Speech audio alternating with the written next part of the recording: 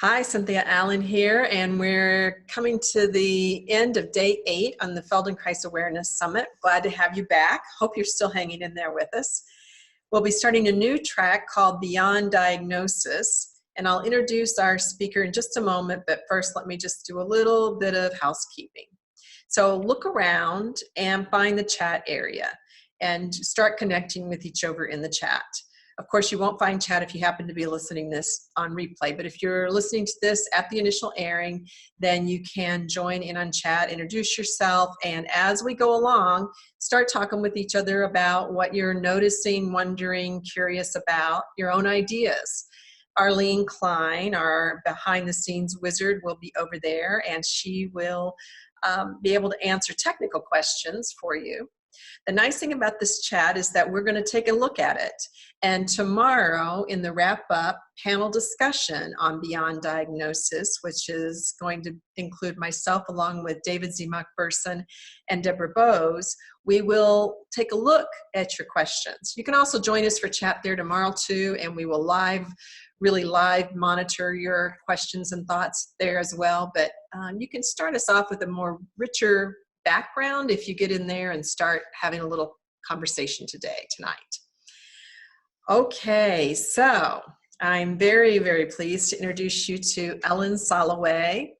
Ellen trained under Dr. Feldenkrais at Amherst, his second large U.S. training, actually his largest training at all.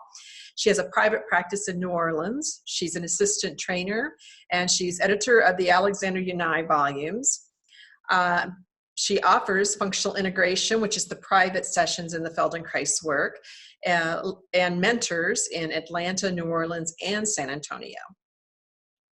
I met Ellen, I guess almost 15 years ago now, and I've been very pleased to have a nice ongoing relationship with her. I myself go and get functional integration lessons from her, and super thrilled, and I've done some mentoring with her, and she's just excellent. So welcome, Ellen. Very glad to have you. Thank you. It's good to be here. And maybe, Ellen, you could just start us out telling us a little bit about your own journey to the Feldenkrais method before we go into this topic of vision that you're going to help us break open. There was a time in my life when I had a fair amount of injury to my throat and my neck, and I started looking for something that was going to be more effective than the traditional physical therapy that I had. And I did, at that point in time, Rolfing was new and very popular. And by accident, a Rolfer, a happy accident, a Rolfer that I was going to decided to read me an awareness through movement lesson. And he just thought I would like it. And the rest is history. I thought it was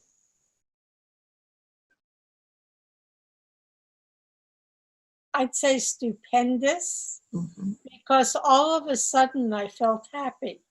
I did the lesson, I followed his instructions, and it wasn't just the physical freedom I felt. It was a change in my mood from whatever it was to being happy. And this was a time in my life when I can't say life was full of joy. And the change just was like, whoa, what is this? And he laughed and he just said, I knew it. I thought you would like it. And he gave me Moshe's address in Israel and the address for Big Sur Recordings, that at that point was very connected to Esalen, and said, here, you can get tapes of Moshe. And I said, Moshe? He said, yes, Moshe Feldenkrais. And I went, is that what this is called? And he went, uh-huh. And he had this big grin on his face because he just knew I would like it. And that evening, I actually went back and to my house and wrote a letter to Moshe asking if he was training anybody or was he working or visiting the United States, and my name went on a list. Wow, And I that's ordered, fantastic. yeah, Thank you and so I much. ordered the tapes from Esalen, and I would just do one a night in rotation. I Yeah. think there were 10 lessons. And then I would go back to the beginning. And it was an extraordinary experience every time. I felt more human. More human. I love it. That's exactly, of course, what the work is about, what Moshe said it was about. And I think any of us who've had those big experiences with the work really identify with it way beyond less pain and into this really being able to be fully who we are. So thank you so much for sharing that. So you're going to take us on a little journey here with around vision. And as two women sitting here wearing glasses who do the Feldenkrais method, maybe you could sort of give us some kind of framework in which we might consider vision. First of all, it's an extremely personal experience, your vision. It's not just what they measure by instruments. It's how you actually use your eyes, how you pay attention. So you could pay attention to detail, or you could be a person who pays attention to the broad vista in front of them. You could be a person who likes to see the edges and find the definition in the world, or you can be a person who enjoys looking at the world through a gentle haze. I always call that the impressionist type of vision. And there's somebody else who, depending on the way you use your eyes are much more like Picasso during the period, when his Cubist period, where everything seems disjointed. Hmm. These habits also affect how we interact with people, how we do in school. When you go to do you sit in the front row or do you choose a back row? When you go to a basketball game or a football game, which side do you prefer to have tickets? All these are subtly influenced by the use of our eyes in our daily life. Well, you've really given me something new to think about right there. So I think most of us think about it in terms of the traditional visual acuity. Are we 20/20 or 20/40, or what are we? And what you're saying is there's actually different ways of using our eyes. Maybe it's the way of using the acuity. I'm not quite sure that's what you would say. That is pretty varied. That alone is very varied. It is, and it's actually not the prescription per se. It's how the brain processes information and what it chooses to pay attention to within your environment. For example, grew up with a mother who was increasingly blind and deaf as she grew older. Now, legally, she definitely was blind. And yet her ability to perceive was remarkable. So if I gave her Feldenkrais lessons that changed the relationship of her head to her chest and helped her stand more upright,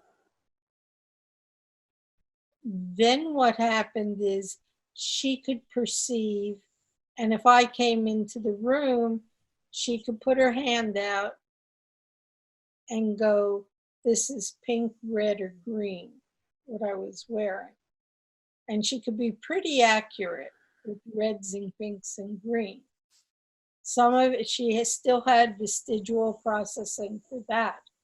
But the fact that this skill of perception increased when she was standing more upright, taller, I always found interesting.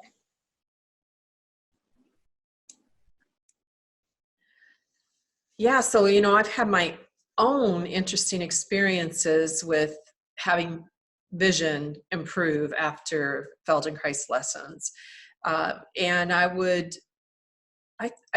think it certainly has something to do with feeling more upright, more open, somehow more available to the world throughout myself, that then my vision will, at least for a while, be improved. So I'm surprised, I guess, that for someone who had such a level of involvement as your mother had, that she would also have that same experience. But it's wonderful that she would have had that experience. Oh, absolutely. And trying to figure out what I could do that would help her continue to perceive better, which is different than seeing better. It's not that that's something that people need to understand. The ability to perceive your world is different from being able to see. One is a more mechanical, where light comes in, focuses on the retina, is an upside down image is sent through the central nervous system to the brain, and that's more mechanical. But the ability to perceive depends on many more stimuli, and also our habitual ways of being in the world, which I alluded to before. Yeah, I find that really important. So one of the things I notice about myself, so I compare, myself to my husband, and he reads extremely precisely. And so he'll read, and it'll take him a longer time to read through a book. And I read not usually in any particular order, unless it's something that I know I have to read in a particular order in order to understand it. And I skim lines. My brain fills in pieces in between. So there's an example of two people who do things extraordinarily different. And I see advantages and disadvantages to both ways. Well, the beautiful thing about the Feldenkrais method is one of its underlying principles you could classify as freedom of choice, breaking of habits, and ending compulsive behavior. These topics were important to Dr. Feldenkrais.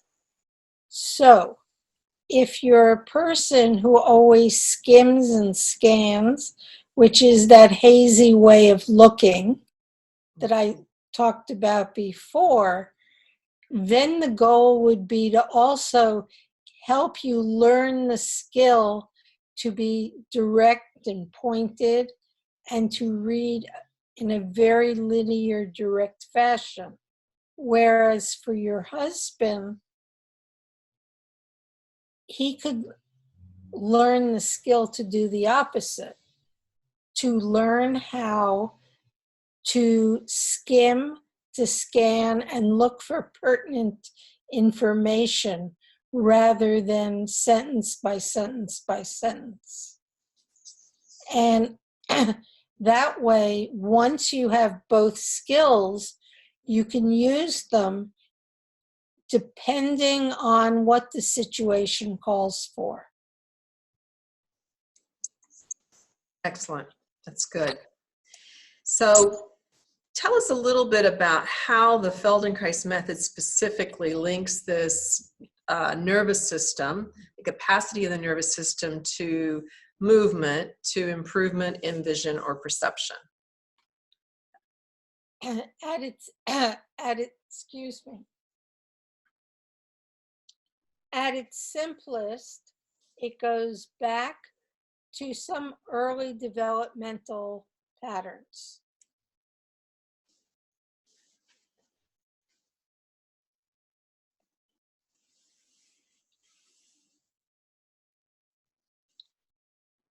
Infant, when it's born, can distinguish light and dark. It also doesn't have, it has certain preferences. It will pick out its mother's face among other people in the room. And it can see light and dark, high contrast. As the baby develops, visual acuity develops, and eventually the baby's eyes start to get enough muscular control that they will start to turn. And when this head turns and the eyes follow, and the head follows the eyes moving, what happens is there's a weight shift. And gradually that weight shift leads to rolling over, and eventually the baby flops on its belly. But at this stage, most babies don't have the muscular strength and the coordination to lift their head. That happens over time. And there are classic Feldenkrais lessons that recapitulate the sequence so that you move the eyes, move the head, and you learn to move them in conjunction with each other, and then you learn to move them in differentiation with the rest of your torso. You can learn how to roll, and you could over, and you could use that. And when you're on your belly, the classic lessons will teach you, you're in the classic on your belly, and then you learn to lift your head and track an object. The traditional one we use is a mouse or ant. Here in New Orleans, we always say cockroach.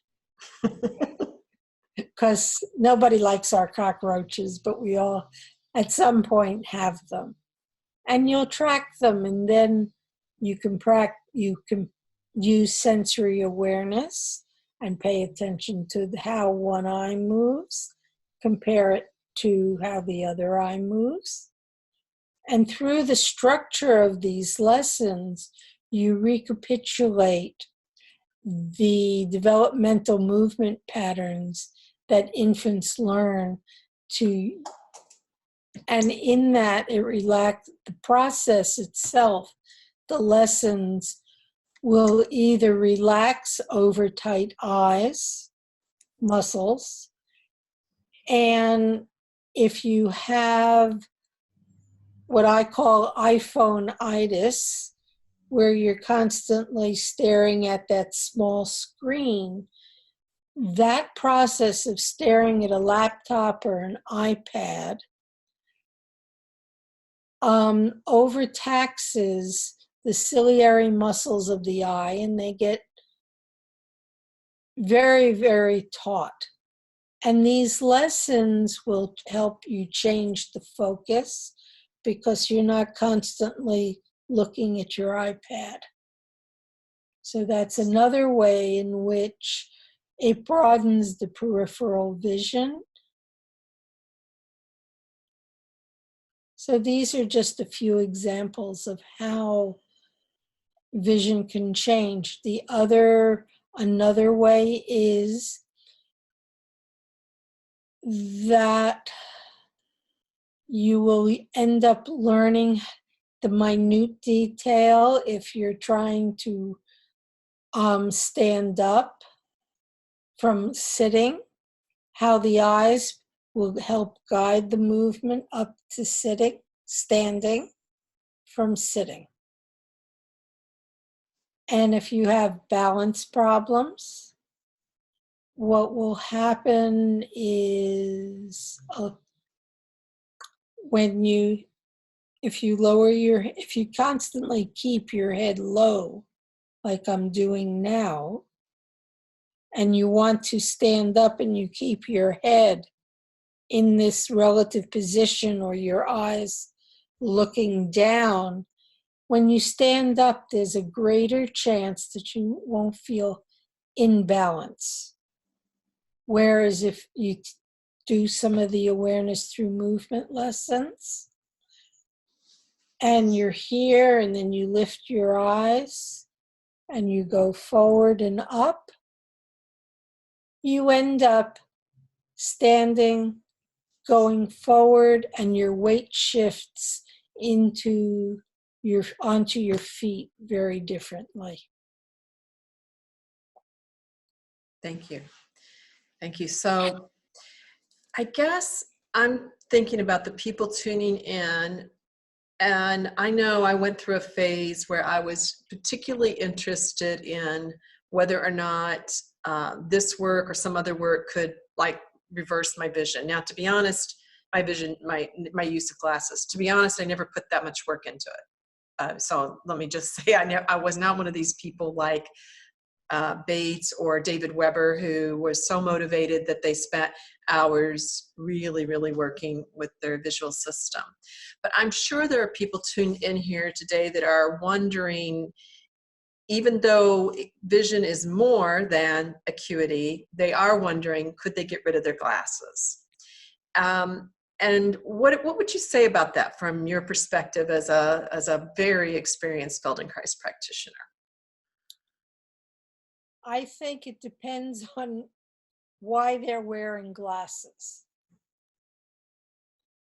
Okay, can you improve your vision with the Feldenkrais method? Yes, I believe you can. I have helped people with that. But there are so many reasons why people have glasses that I'm not willing to make a blanket statement. Mm-hmm. Instead, I'd rather give a small, short sample. Yes, excellent. Excellent, good. Yeah, so, I just want to say, like, I think, for me, I think it would be very interesting to work with children. Like, I've been wearing glasses since 3rd grade. And I think it would be extraordinarily interesting to be working with children who are nearsighted, getting diagnosed with nearsighted, so close to that moment, right? Really way, way back there, as opposed to 30 or 40 years in. But every time that I do a lesson and I notice that my vision has improved, it's a wonderful, wonderful feeling. So if you can give us a sample of that for people, I think Absolutely. they would really enjoy it.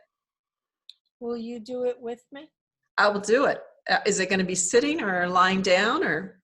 No, because I think it would be better to be sitting, just because people are at home near their computers. Okay, well, I'm going to take myself off the view here, and I am going to do it, but so that people are just listening to you. Now, intrinsic to the Feldenkrais method is the belief that we are greater than the sum of all our parts. So we're not just our eyes. So to get a sense of your whole self, how you are today, now, take a moment sitting to feel how your butt sits on the chair.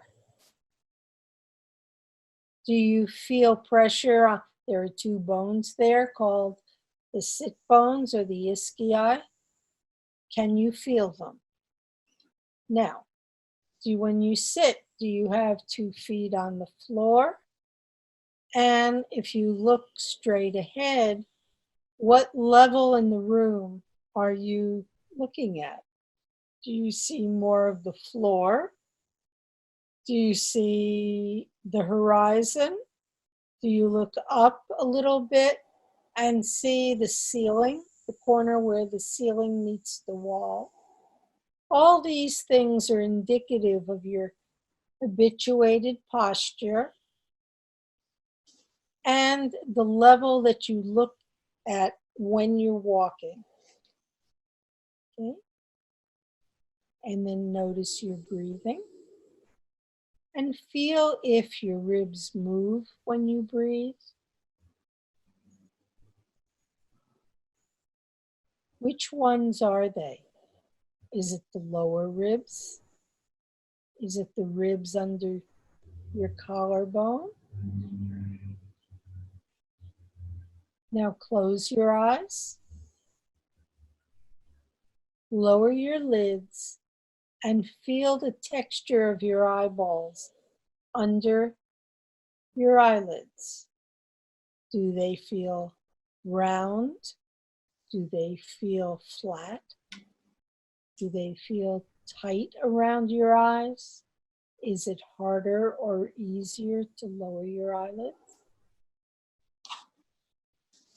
Now, you have a choice. You can either keep both eyelids closed, or you can open one eye and close the other.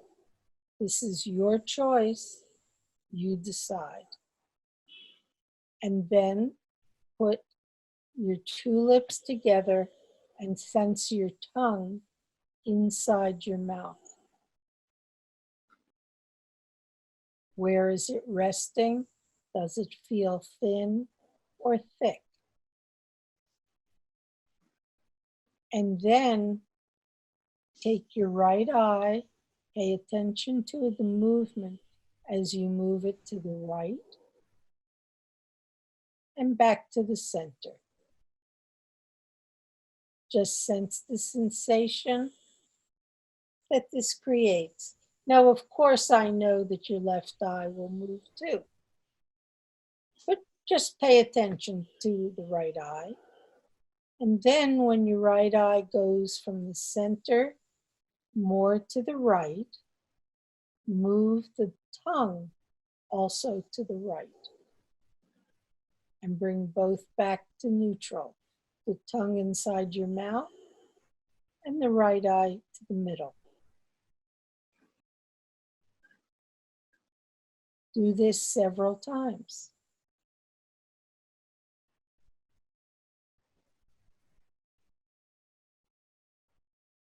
Then notice or feel, or however you can, the back of your tongue. Does that move when you move your tongue to the right, when your eye moves to the right eye moves to the right?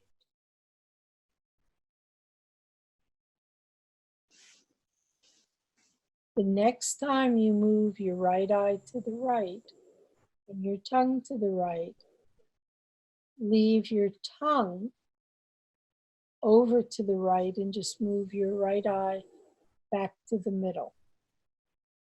And then quickly move it over to the right again.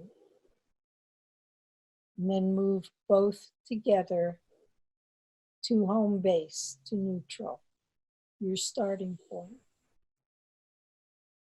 Again, move the entire tongue and your right eye more to the right, so the side of your tongue moves to the right side of your mouth, and your right eye moves to the right corner. Leave your tongue to the right and move your eyes back to neutral. Now bring your tongue to neutral. Just rest. Sense if there's any change in the feeling in your throat, your mouth, or around your eyes. Now bring your eye to the right, your tongue to the right, and shift your weight on your sit bone to the right and bring them all home.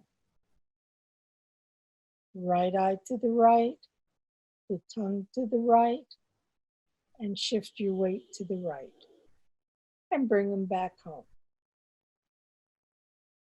Do that a few times. Now, simultaneously, the eye to the right, the tongue to the right, shift your weight to the right, leave your pelvis to the right, and bring your tongue and eyes back to neutral. Do that a few times. Notice, feel, sense if there's a change in your breathing as you do this.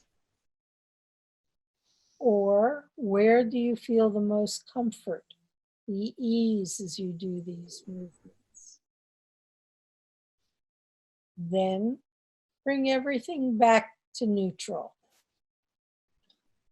Sit there for a moment and just sense where your balance is, where in the room you're looking,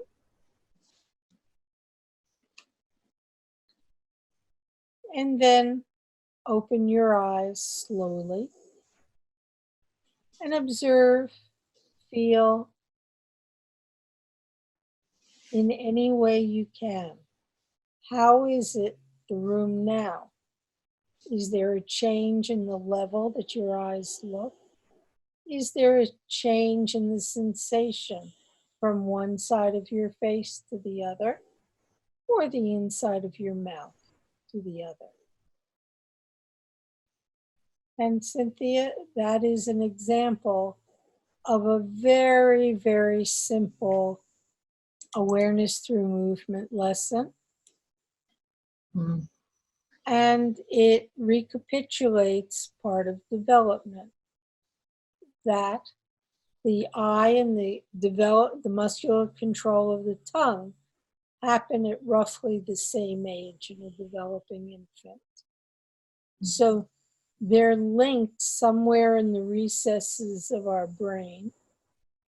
And that's what we did. And then we moved one way and the other. We separated them. We call it differentiation. And then when the tongue and the eye moves over, it starts to shift the weight of the pelvis over and sets up a line of activation all the way up that whole side of the spine. Now, if I look at your face, you look different from one side to the other. Yeah, and I feel different. It feels like this side of my face and the eyeball and everything feels more blank. It doesn't have as much tension in it, so therefore I can really tell the difference in how drawn this area feels to me compared to this. Yeah. It's better than a facelift. I like that. Thank you. That's a very, very nice lesson. Something that some people might be familiar with from other lessons, sessions that were done in the past is the cupping of the eyes. And could you talk a little bit about, maybe explain that idea first, and then talk a little bit about what that might be doing for people? Well, the retina reacts to light, and we have an optic nerve that's constantly bombarded. So cupping is, you usually are told to rub your hands together. So that creates some warmth. And you cover your eyes.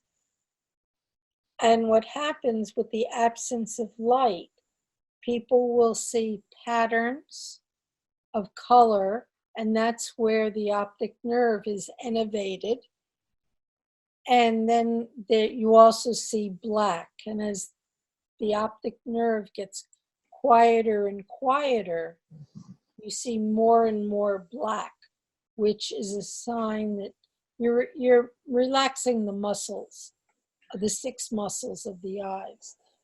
But that's just doing this free form is cupping, but there's a way to do it Feldenkrais style that I first learned about from a gentleman called Coleman Quarantire, who was instrumental in the American Humanistic Psychology Association, and they were the people who brought Moshe to the United States. And for those of you who are practitioners, the idea for this, there's an Alexander Yanai lesson called Head in a V. Head in a V? Something like that. Okay. Okay. You lean your elbows on a table. You put your palms here. You rest your chin. And your elbows are on the table, so you're supported. Take your glasses off. So you're supported. So you're not using as much muscle of the muscles of your neck to hold your head up because your head is supported. I can't lean all the way over because my desk is too low. So I close my eyelids and then I slide one hand up and cover my eye. Stay there a few moments. Normally I feel a kind of breath sigh. Slide my hand back into the V. And then pause till I feel that my head is really giving the weight over, so I'm not overusing my neck. And I slide the other one in, up, and I stay there. Now, when I'm doing this, I could feel that my left eye has more tension than my right one did. So if I was doing this at home, I would stay there longer. Mm-hmm. Thank you. That's a nice origin. I didn't know about that one. Or the connection of it all. So in Feldenkrais, we use developmental movements, but we use a lot of tactile information. So do you want to say anything more about how all this tactile work turns around and to improve something ephemeral like vision? You feel you covered that already? No, I'm trying to take a moment to figure out how to phrase it. Mm-hmm. Okay. The visual cortex sits in the back of the skull. Okay. It's just above the occipital ridge inside the skull. So that when we're doing all this work, paying attention to the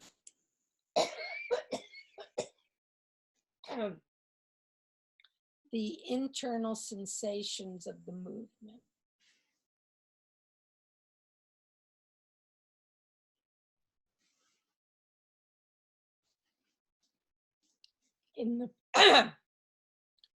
In the process of doing that, we often change the muscle tone in the neck, the relationship of the skull to the chest. We change our posture. We change the contact of our feet on the ground. So what happens is when there's less overwork in the muscles of the throat, of the neck, of the upper chest, something happens and the release of that extra pull, the extra muscle, makes it easier for the visual cortex to process vision. Okay, there's another way of saying it, and that is as we improve our posture and stand more upright, stand more on our skeleton, use our skeleton to support us rather than rely on muscular control, what happens is the nerve endings in the feet that travel through our torso, through our spinal column, through our vestibular system, they change. And there's a whole series of pattern of nerves that are involved in what's called the righting reflex. And when that happens and our feet make more appropriate or better organized contact with the ground, the vestibular system is given information to orient to the horizon. And when our vestibular system is oriented to the horizon, we literally see with greater clarity, or the dominance of the eyes, one eye being dominant, one eye being weaker, will start to even out. And it's all involved in the stance of being in contact with the ground.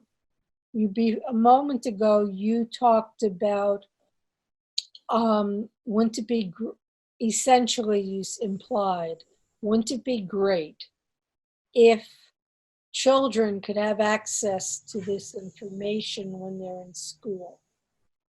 Well, there are Feldenkrais practitioners who routinely work with infants, babies, and young children.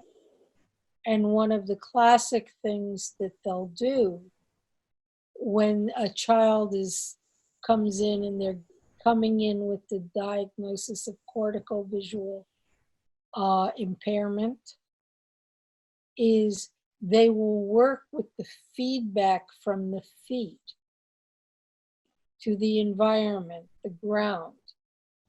And often as the child's balance and contact of their feet with the ground improves, you literally can see the eye muscles and the eyes start to improve and to start to move more central rather than one here and one wandering.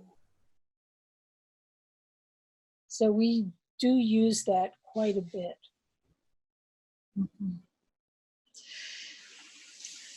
So as you're talking there about the use of balance, proprioceptive information, or the information coming up through the feet, through the nervous system, into the vestibular system, into the visual cortex, around the muscles of the eye, then it's probably not a far reach to think about how this work could also be beneficial to people who have, at least in some cases, who have dizziness upon changing positions. And I don't just mean from inner ear issues, which I think we can also impact.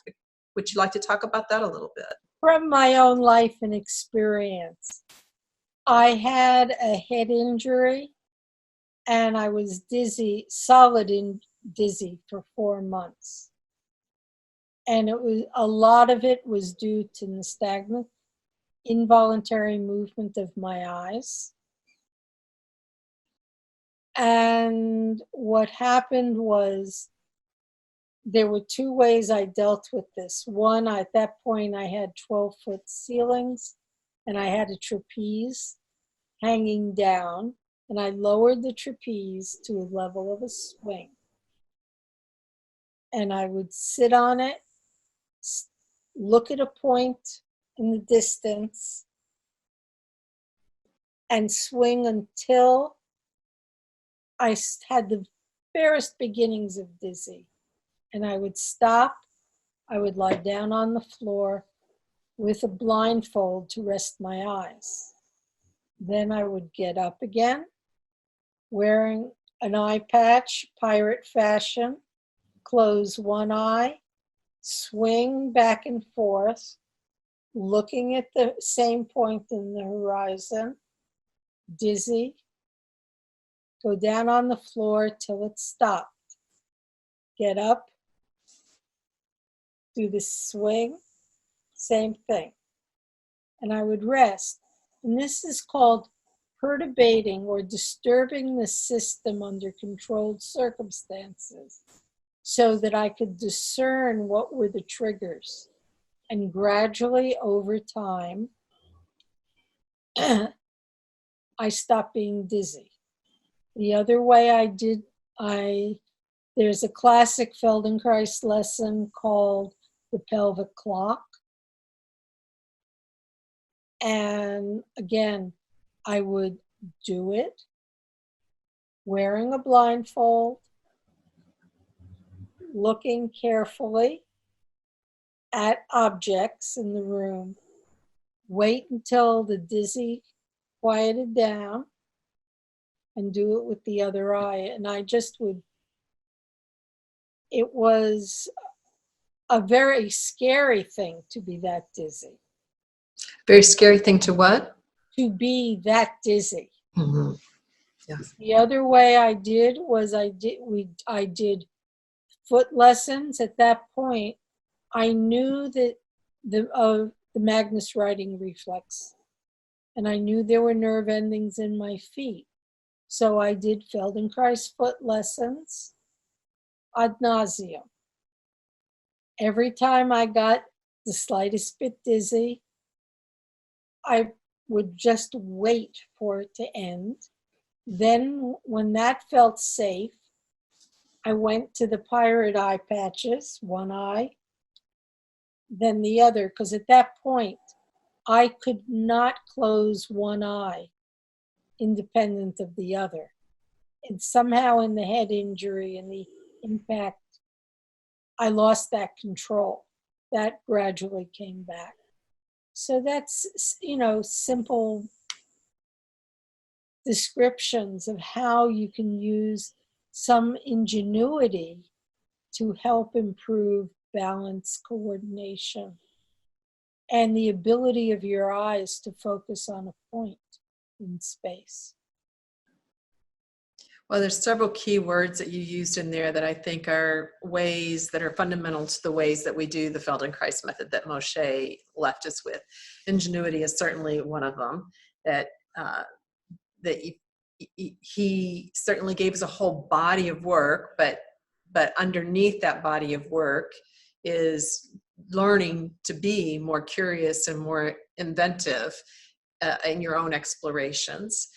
You talked about getting safe, so bringing yourself back to some level of safety, but then you don't settle for that because you know that life is going to keep happening and you're going to get dizzy again. So instead, you bring yourself to some level of perturbation, or the practitioner or the teacher helps you do this in a safe, controlled way.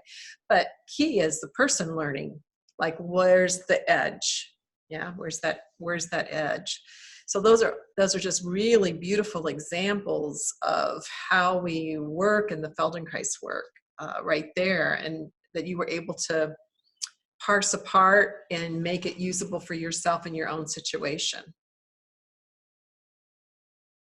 It's lovely. And anybody who's had severe dizziness or severe head injury, you know what a challenge it is. So I'm sure that this is going to speak to many people out there that are struggling with those issues. One of the things that I personally found interesting, that anybody that I was seeing in the medical model could not explain to me, is when I was dizzy, I was also very aphasic. I had a lot of trouble finding language.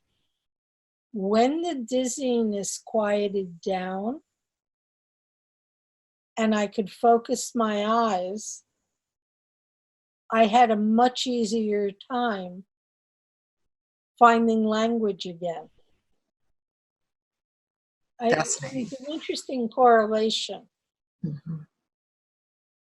Thank you. Fascinating.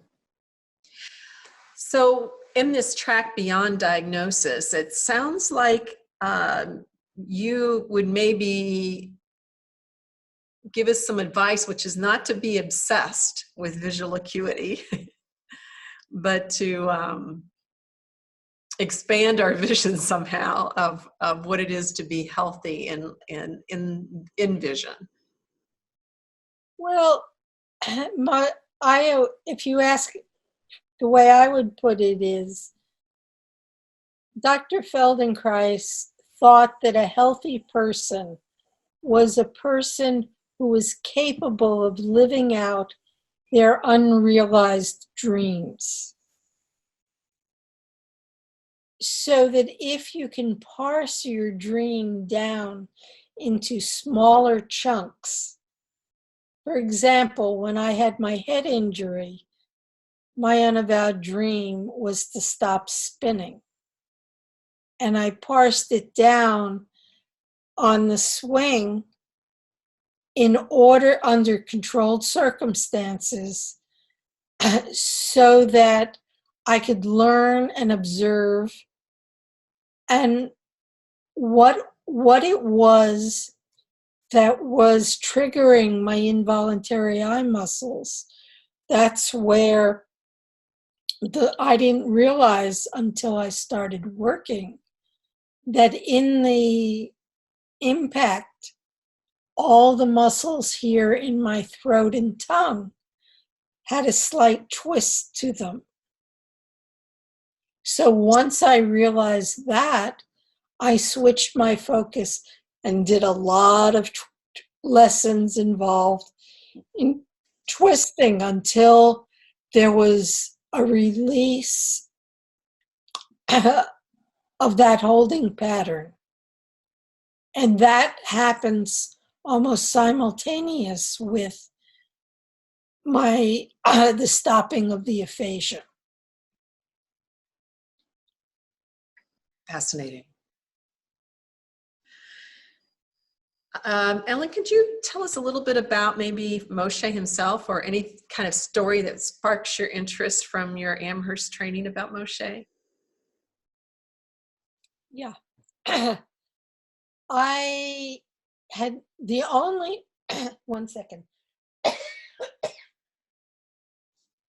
I had never seen Moshe in person. I had only heard his voice from the Big Sur tapes.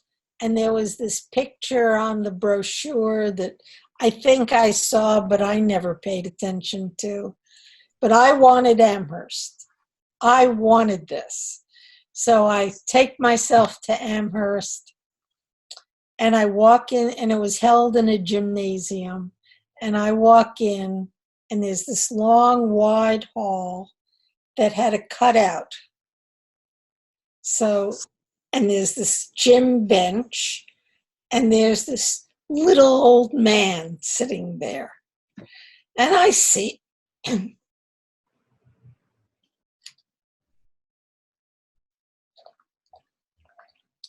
and I see him, and I'm walking, and it's a long hallway. And all of a sudden, I get the feeling. It's the feeling that a lady gets when she walks past the construction site. And the guys are eating lunch, and they're watching people walking by. Now, that was the feeling. I was being watched, but it had a major difference. It didn't have that ick quality that the construction site guys give me. It was this amazing sense of being seen and observed. And he was just sitting there, and I really, at that point, did not understand that it was Dr. Feldenkrais. It was just this old guy there. And I walk past him, and I'm in the gym. I go in, I claim my place. And then this class starts, and in toddles this guy. It's the old man who was sitting in the hallway. And I go, that was Moshe. And it was an extraordinary experience of being perceived that I never could find a description for until years later. I was reading books by African authors, and there's one called Lauren Vanderpost, and he writes about he's at Africa, and he likes the tribe, the Matabele. I think I'm saying it right. And the way that they greet people, it's not hello, how are you, what you doing, none of that. It is, the traditional greeting is, I see you, I see you, I hear you, I hear you.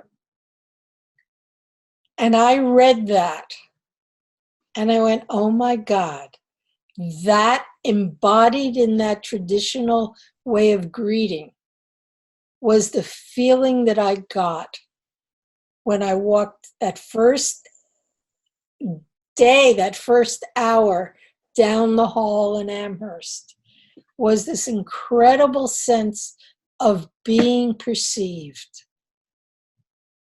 It was remarkable, and it still is in my mind one of those golden moments that you embed in amber in your memory, because it's so unusual. That is lovely to have that powerful moment of being seen and being heard. I love that. I see you, I see you, I hear you, I hear you. And I think anytime one of us feels that quality of being seen and heard without judgment, just accepted but still seen, that's a remarkable thing. It's a remarkable thing. We're going to start wrapping up here in a minute. I'd like to give you an opportunity to also answer a question we have been posing to the other speakers, which is, how would you like your own personal map to change? How would you like to develop it at this point, or the map of your own work or field? The surface one is one I'm very close to accomplishing, which is to finish the Hurricane Katrina repairs, because that would open up a door and a window to something new coming in. Because living in New Orleans, it's vestigial. You have these little bits and pieces of repair work that never quite got done, and we all do. By now, we do them in bits and spurts. So that's one. And the other thing that seems to be growing is I'm actually doing more coaching and mentoring of practitioners online, which surprises me, because I had a fair amount of reservation, and a very persistent person said, this is what we want. So she put together a group for me, and it's been ongoing, and it's slowly changing my view of the internet and how it's available as a teaching tool. Mm-hmm. And do you have any specific, I know the way that you orient, outside of your private practice, the way you orient your work seems to be more towards mentoring of Feldenkrais practitioners and advanced trainings for Feldenkrais practitioners. Do you have any trainings coming up that you want us to know about? In 2019, I'm doing 4 of them. One is in Vernon, Canada, and that's Brent. I don't remember his last name. Brent, he has me teach for 2 days on vision. Okay. 2 in Ann Arbor. I'm going to teach one on one of the functions of aspects of ribs and breathing and breath and how they're interrelated. Then I'll do one in Raleigh, Durham, and that will be a different aspect of ribs and breathing. both places, the organizers wanted those topics. So I just developed two separate ways of explaining those correlations. And then in the Washington, D.C. area, the regional guild for that area is bringing me back for another 2-day advanced training on vision and eyes, and how this one will be much more. The first one I did was more the developmental background for working, and this one will be more how do you integrate eyes and vision in an FI lesson without having people spend 45 minutes rolling their eyeballs. Plus, Thank you. I appreciate that. So we're starting to come to a close here for this session with Ellen. Let me just make a couple of announcements. So if you want to know about Ellen or any of the other speakers, you can go to feldenkrais.summit.com, click on their name, and that will open up a page that also has biographical information and contact information for them. That's the easiest way, instead of you trying to rush to get the links that we put in the chat down or worry about finding it later. It just all can be at one source, feldenkrais.summit.com. Also, we're starting to wrap up. We're getting close to the end of the summit. Can you believe it? Tomorrow, it will be the end of it. And if you are thinking that you want to upgrade for the All Access Pass, where you could have all the talks plus the transcripts, and you can download them or you can log in to see the talks, the transcripts for all the interviews. We don't have transcripts for the panel discussions. Then all those incredible movement lessons that Arafili and Dorothy have been teaching, along with the language, 18 languages. We might have more than 18 at this point, but we have 18 languages for sure. All of that would be available to you in the upgrade for way beyond 48 hours. You can watch Ellen's talk for up to 48 hours after today. It usually takes us about 2 hours to get it up, and then it'll be available for 48 hours. It also has about $600 worth of bonus materials. I stopped counting at 500, but it's certainly $500 worth of bonus materials, which includes lessons, PDFs, handouts that can be valuable to you, things like that. But quite a lot of really fabulous lessons for those of you who are interested in lessons as well.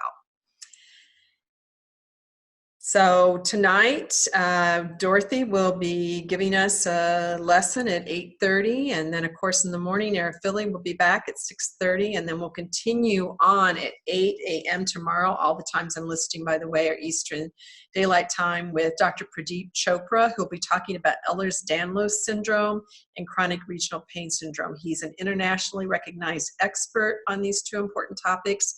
I know I have been seeing people with Ehlers-Danlos for a few years now, and I'm very thrilled to learn of a pain management doctor who has a really different take on Ehlers-Danlos, definitely a take outside of the diagnosis. And I'm one who is excited about the fact that the Feldenkrais work he's found to be helpful for his clients in these areas. So hope that you'll tune in for that as well.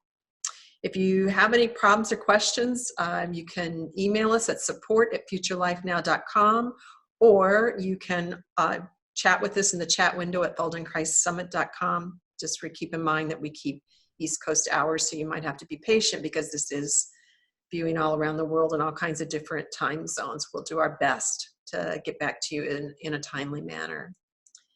Ellen, it's been such a pleasure to talk with you today, and I love your place in New Orleans, and I'm so looking forward to when the Katrina hurricane repairs are completely done for you, because I see your vision of what you want to do with it, and I know you'll be having some wonderful groups in to train when that happens. And thank you. Just thank you a lot. thank you. I appreciate you. And so Ellen and I are saying goodbye, and you might tune in here in just a little bit for the lesson with Dorothy. Thanks.